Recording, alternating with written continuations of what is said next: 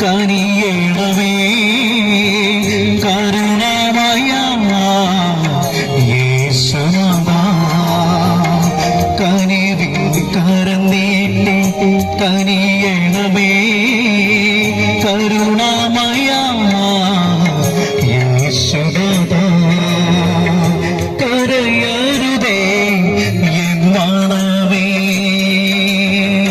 കരുണാമയൻ നിൻ കൂടെ.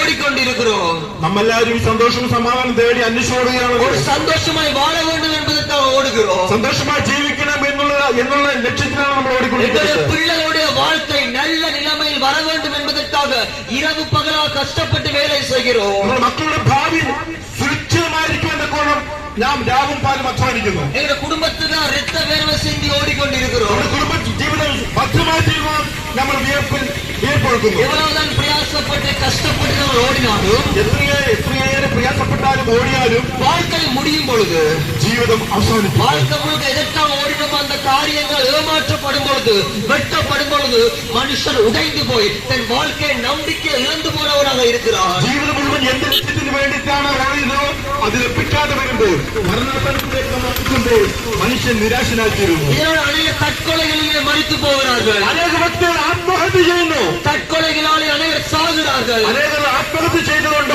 தற்கொலைகளில் மறிக்கிறார்கள். എന്തുകൊണ്ട് ആത്മഹത്യ ചെയ്യുന്നു? அவனுக்கு இந்த பூமியில நிம்மதி இல்லை. അവൻ ഈ ഭൂമിയിൽ അവർക്ക് സമാധാനം எல்லா இடங்களிலும் நிம்மதியை தேடி ஓடுகிறான். ഒട്ടനവധി സ്ഥലങ്ങളിൽ അദ്ദേഹം സമാധാനം எல்லா இடங்களிலும் சந்தோஷத்தை தேடி ஓடுகிறான். സ്ഥലങ്ങളിൽ സന്തോഷം അന്വേഷിക്കുന്നു. ஓடி ஓடி பார்த்தாலும் அவன் தேடுகிற நிம்மதி அவனுக்கு இல்லை இந்த பூமியிலே. എവിടെ ഓടി ഓടി അന്വേഷിച്ചാലും അവൻ അന്വേഷിക്കുന്ന സമാധാനം ലഭിക്കുന്നില്ല. பரிசுத்த வேதாகமத்தில் வார்த்தை சொல்கிறது.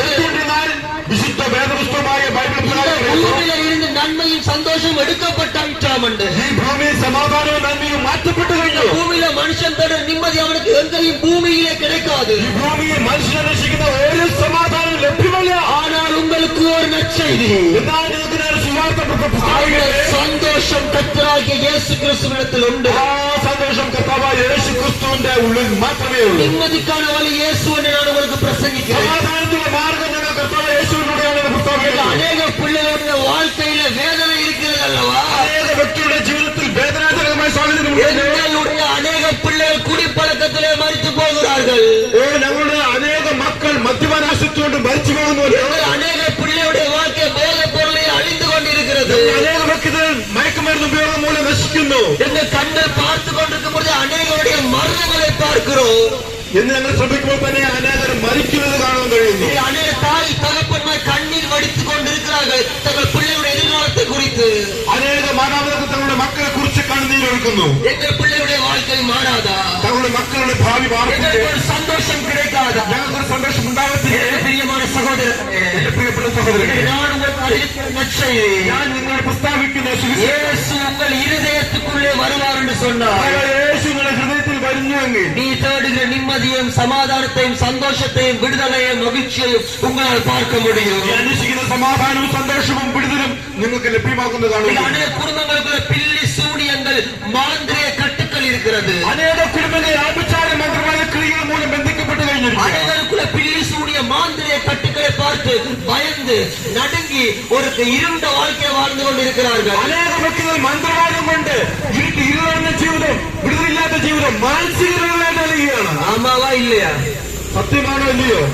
உண்மைதான். ഒട്ടനവധി വ്യക്തികൾ காரியங்கள் இருக்கிறது. അനേകരുടെ ജീവിതത്തിലുണ്ട്. ஆனால் இயேசுவின் நாமத்தை சொல்லும் பொழுது എന്നാൽ ഞങ്ങൾ യേശുവിന്റെ നാമത്തെ പ്രസ്താവിക്കുന്നു. பில்லி சூனியங்கள் மாந்திரிய கட்டுக்கள் இருந்தாலும் அது உடையும் தெரியும். എപ്രകാരമുള്ള മന്ത്രവാദവും ആഭിചാരവും തകർന്നു കൊണ്ട് കാണുന്നത്. நாமத்துக்கு பிசாசுகளோடு, യേശുവിന്റെ നാമത്തിൽ പിശാചുകളോടും அந்த நாமத்துக்கு வருத்தங்கள் சுகமாகும். യേശുവിന്റെ നാമത്തിൽ രോഗങ്ങൾ സൗഖ്യമാകും. ശരീരത്തിൽ எப்படிப்பட்ட வியாதி இருந்தாலும் നിങ്ങളുടെ ശരീരത്തിൽ എപ്രകാരമുള്ള രോഗമുണ്ടെങ്കിലും இயேசுவின் நாமத்தை சொல்லும்போது அந்த வியாதி உங்கள் சரீரத்தில் இருந்து நீங்கும். യേശു ക്രിസ്തുവിന്റെ നാമം പ്രസ്താവിക്കുമ്പോൾ ശരീരത്തിൽ നിന്ന് രോഗങ്ങൾ മാറുവാൻ மறுபடியும் சொல்லுகிறேன், പിന്നെയും പറയുന്നു, இயேசுவுக்கு ஜாதி இல்லை, യേശുവിന് ജാതിയില്ല, இயேசுவுக்கு பிரிவினைகள் கிடையாது, യേശുവിന് മതമില്ല, இயேசுவுக்கு மதங்கள் மாற்றங்கள் கிடையாது. യേശുവിന് മതമോ മറ്റുള്ള പുസ്തകങ്ങളില്ല.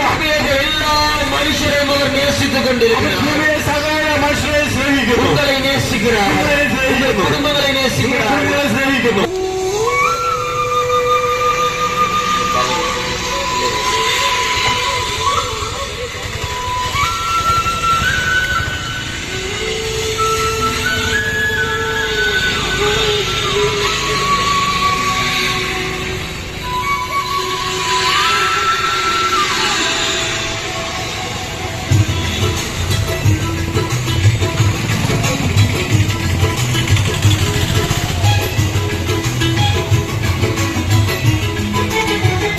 ഓണങ്ങളെ തിരമാലകളെ കണ്ടുപോയി പ്രിയനേ കേട്ടുപോയി ഓണങ്ങളെ തിരമാലകളെ കണ്ടുപോയി പ്രിയനേ കേട്ടുപോയി ഓണങ്ങളെ തിരമാലകളെ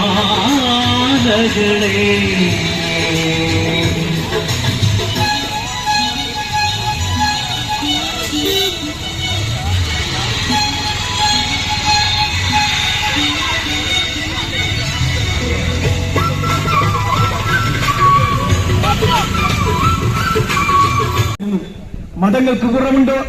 രാഷ്ട്രീയ സംവിധാനങ്ങൾക്ക് കുറവുണ്ടോ? ഇവിടെ വിദ്യാഭ്യാസ മേഖലയ്ക്ക് കുറവുണ്ടോ? പണത്തിന് കുറവുണ്ടോ?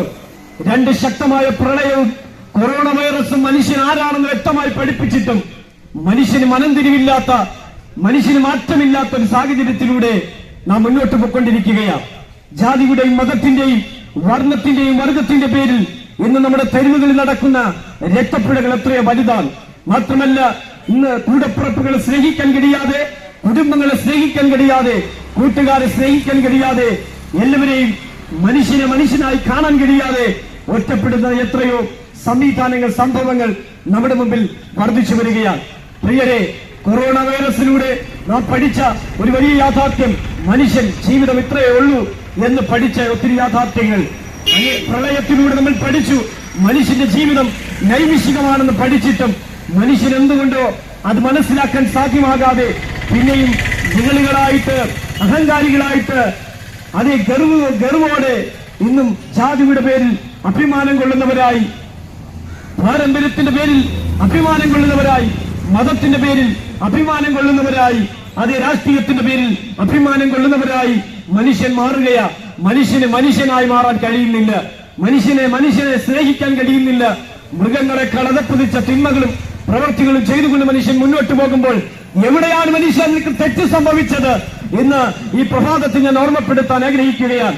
ഭാരതം എന്ന് പറയുന്നത് காலையில எழும்புற நேரத்திலிருந்து இரவுல படுக்கைக்கு போவரையும் அவர் அங்கேயும் எங்கேயும் ஓடுகிறார்கள் சமாதானத்தை தேடி. ஆனாலும் அதை பெற்றுக்கொள்ள முடியாதபடி கஷ்டப்படுகிற அநேகர் இந்த பகுதியில் இருக்கிறார்கள். அன்பான சகோதர சகோதரியே, அப்படிப்பட்ட உங்களை இயேசு கிறிஸ்து சொல்லுகிறார். உங்களுக்கு ஒரு ஆறுதலை, உங்களுக்கு ஒரு சமாதானத்தை, உங்களுக்கு ஒரு சந்தோஷத்தை பெற்று தருகிறதுக்காக அவர் அன்போடுகளை அழைக்கிறார். அன்பான சகோதர சகோதரியே, தேவ வார்த்தை கூறுகிறது இப்படியாக, வருத்தப்பட்டு பார சுமக்கிற யாவரும் என்னிடத்தில் வாருங்கள், நான் உங்களுக்கு இளைப்பாறுதல் தருகிறேன். அன்பான சகோதர சகோதரி, இந்த காலங்கள்ல பூமியில அநேகமான பிரச்சனைகள், நோய்கள், அநேகமான கஷ்டங்கள் நிமித்தமாக மனுஷனுடைய வாழ்க்கை வெறுத்து வாழ்ந்து கொண்டிருக்கிற ஒவ்வொருடைய வாழ்க்கையும் இயேசு கிறிஸ்துவான தெய்வம் மெய்யான சந்தோஷத்தையும் சமாதானத்தையும் நிம்மதியையும் தருகிறதுக்காக அவர் அன்போடு அழைத்துக் கொண்டிருக்கிறார். இந்த வார்த்தை கேட்டுக்கிட்டு இருக்கிற உங்களுடைய வாழ்க்கையில அந்த நிம்மதி, அந்த மெய்யான சந்தோஷத்தை பெற்றுக்கொள்ள வேண்டுமானால் அந்த தாயின் கருவிலைகளை படைத்த அந்த ஜீவனுள்ள தெய்வத்தை விசுவாசிக்கிற போது உங்களுக்கு ஒரு அன்பான ஒரு சமாதானத்தை, நிம்மதியை பெற்றுக்கொள்ள முடியும். இயேசு கிறிஸ்து இன்றைக்கும் எங்கள் மத்தியில ஜீவிக்கிற தெய்வமாக இருக்கிறார். அவர் மனுஷனுக்கு சந்தோஷத்தையும் மனுஷனுக்கு நிம்மதியை, விடுதலை தர விரும்புகிறார். அன்பான சகோதர சகோதரி, இன்னைக்கு மனுஷன் வாழ்க்கையில் இருக்கிற பாவம் அவனுடைய வாழ்க்கையில நிம்மதியை இழக்க பண்ணுகிறது. அவனுடைய வாழ்க்கை மட்டுமல்ல, குடும்ப வாழ்க்கையிலையும் சந்தோஷத்தை, சமாதானத்தை இல்லாமக்கிற காரியமாக பாவம் இருக்கிறது. இன்னைக்கு மனிதனுடைய வாழ்க்கையில பாவம் என்ற அடிமைத்தனங்கள் அவனுடைய வாழ்க்கையில சகல சந்தோஷத்தையும் இழக்கப்படுகிறது மட்டுமல்ல, அந்த வாழ்க்கையில் நோய், வேதனை, பிரச்சனைகள் அது நிமித்தமாக உருவாகிறது. வாழ்க்கை சொல்லுகிறது பாவத்தின் சம்பளம் மரணம் என்று. இன்னைக்கு குடிபோதைகள், வேஷ்டித்தனங்கள், விபச்சாரங்கள், இப்படிப்பட்ட காரியங்கள் நிமித்தமாக மனுஷன் வாழ்க்கையில பாவம் அதிகரித்து அவருடைய வாழ்க்கையில நிம்மதி இல்லாதபடி, சந்தோஷம் இல்லாதபடி கண்ணீரோடு வாழ்ந்து கொண்டிருக்கிறார்கள். ஏன் எப்படி இப்படி இந்த வாழ்க்கையிலிருந்து விடுதலை பெறுகிறது, எப்படி இந்த நிம்மதியை பெற்றுக் கொள்ளுகிறது, எப்படி இந்த சந்தோஷத்தை பெற்றுக் கொள்ளுகிறது, எப்படி இந்த வருத்தத்திலிருந்து நான் விடுதலை பெற்றுக் கொள்ளுகிறது மனுஷனுக்கு தெரியாதபடி வாழ்ந்து கொண்டிருக்கிறார்கள் அன்பான சகோதர சகோதரி. ஆனாலும் மெய்யான ஒரு தெய்வம், மெய்யான ஜீவனுள்ள இருக்கு இயேசு கிறிஸ்து அன்போட அப்படிப்பட்ட வேதனை பிரச்சனையோடு வாழ்ந்து கொண்டிருக்கிற உங்களை அவர் அழைக்கிறார். இயேசு உங்களை விடுதலைப்படுத்துவார், இயேசு உங்களுக்கு சந்தோஷத்தை தருவார், இயேசு கிறிஸ்து உங்களுக்கு சமாதானத்தை தருவார். அவர் உங்களை நேசிக்கிற தெய்வமாக இருக்கிறார். உங்களையும் என்னையும் அவர் நேசிக்கிறது நிமித்தமாக கல்வாரி சிலுவிலே தன்னுடைய ரத்தத்தை சிந்தி மறித்த தெய்வமாக இருக்கிறார். அன்பான தேவன் சகோதர சகோதரியே, எங்களுக்காக மறித்த எங்களை மீட்கும்படியாக தன்னுடைய ஜீவனை விட்டு ஒரே தெய்வம் இயேசு கிறிஸ்துவாக இருக்கிறார். அந்த தேவன் சகலத்தையும் நன்மையாக உடைய வாழ்க்கையில மாற்றுகிறதுக்கு வல்லவராக இருக்கிறார்.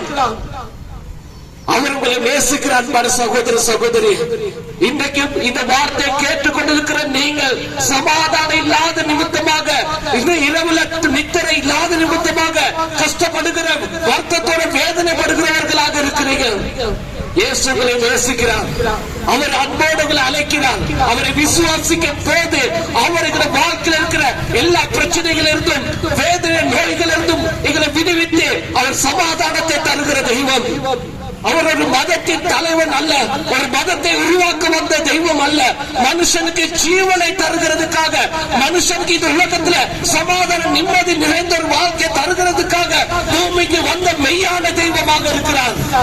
அவரை நம்புகிறவரை ஒருபோதும் அவர் கைவிடுகிறதும் இல்லை, வெட்கப்படுத்துறதும் இல்லை. அன்பான சகோதர சகோதரி, அந்த தேவன் நீங்க எப்படிப்பட்டவராக இருந்தாலும் அவர் உங்களை நேசிக்கிற தெய்வமாக இருக்கிறார். प्रभु आसो बसी जाए हृदय मोरो ढाके आज ढाके आंगुले प्राण मोरो